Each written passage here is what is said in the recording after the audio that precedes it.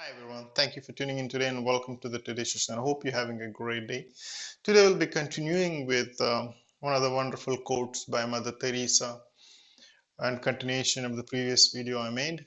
The most terrible poverty is loneliness and the feeling of being unloved.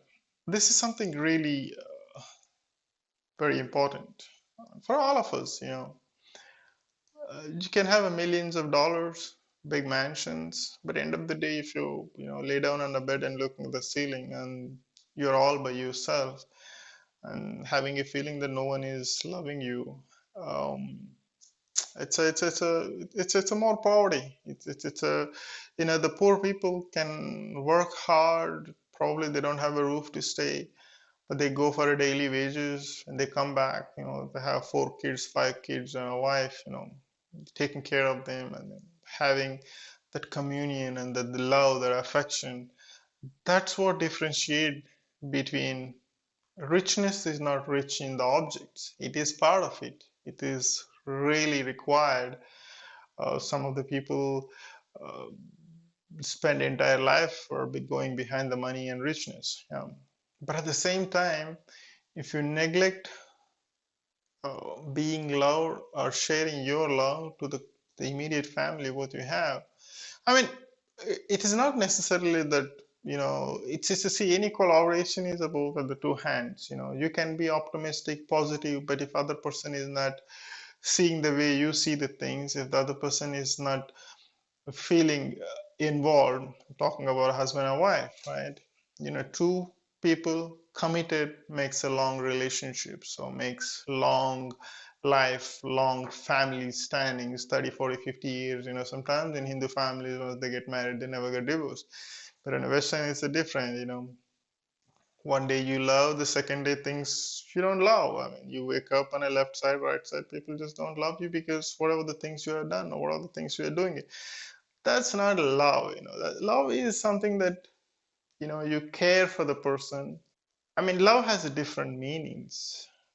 When you show, like when I see my kids, Daddy, I love you so much. I mean, Noah is our second son. He tells me like that, so probably he can stress that 1 minute of that so much. So, but what does it mean to him is that he loves his daddy so much, right?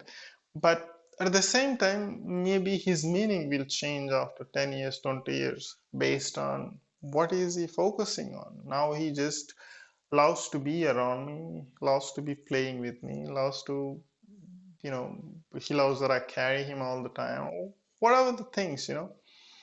But when the two mature persons has a different opinions of the law, it doesn't really get anywhere because it has to be both the side commitments, right? If one person is positive, other person is thinking all that, focusing on one negative thing, what you are doing it, and neglecting the 100 things which could have done better, or which you did already. That means their focus is completely different. So can those kind of relationships work together? I'm afraid not, because you can have a wonderful faith. You can say, "Oh God, please help us to keep us together," but that's not going to happen because other person maybe the same beliefs what you have, the same conviction you have, the same commitment you have, the other person might not have it. For them, that is different. So that is something that you really need to understand. The two hands has to come together to make it work. Any interactions, this is what it happens. So if the kids, you can do wonderful things for your kids, but then kids are focus is different, and then the direction is different, then you cannot bring it together. As a parent, you can push them to certain levels so that they don't go out of balance, out of control, but you can't make their life while you're alive, right? You can only give those 15, 16, 17, or 18, probably 20 years of education of how they should lead life. But then they're on their own. you know uh, you can't control what they're going to be 40, 50 years from now, from today onwards. When that comes, they have to deal with that. They have to fail, they have to get up, they have to wake up, they have to move on. So what I'm trying to tell you is that love has different meanings, different situations. You know, what love you had for your mother is completely different. I think that's only one thing that I observed, that I think the only one person who really cares and love about yourself is your mother, who loves you from the day you're born and from the day she's going to die, because that's love, you cannot take it out. But maybe situations might fall different and things can go wrong, but it's not the same feeling. So mother love is the most high grade I can give, because I think no one can deny that. I never heard about any cruel mothers, but I'm sure, irrespective of what the situation they're going through, the mother always loves for her child from the day the child was born till the time she's alive, because most of the cases that she's going to die before the child dies, and otherwise it's more painful for mother also, because they have seen the kids going out of the world before them. That's even more painful. But I think most of the time mother is the only mother who loves her child from the day the child was born, and from the day from till the time the mother leaves. So other than that, whatever the love people can say, it's object love, and then people don't even remember. These objects, like I buy toys every time. My kids last for 1 or 2 days, and then after 2 days, the toys are gone. But the next year, if I buy the toys, they'll be happy. But otherwise, it's just another piece of object they loved. It's not that. It's a different ball game altogether.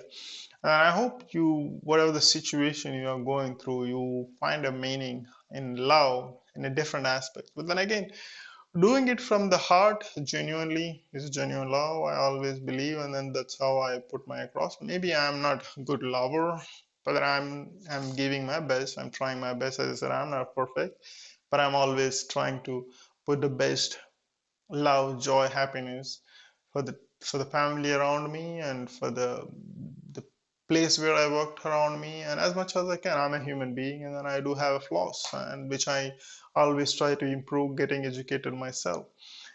So does you, so does everyone we interact. So everybody has their flaws, but at the same time, when you understand that this is your flaw and this is where you need to work it out, by your daily interaction, what can you do better will make you a better person tomorrow and day after and coming days.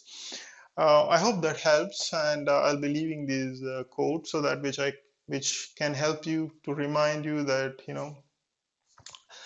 that we are all human beings, and we do have our mistakes as a part of life, but learning to not repeat is what makes us think that we are human being.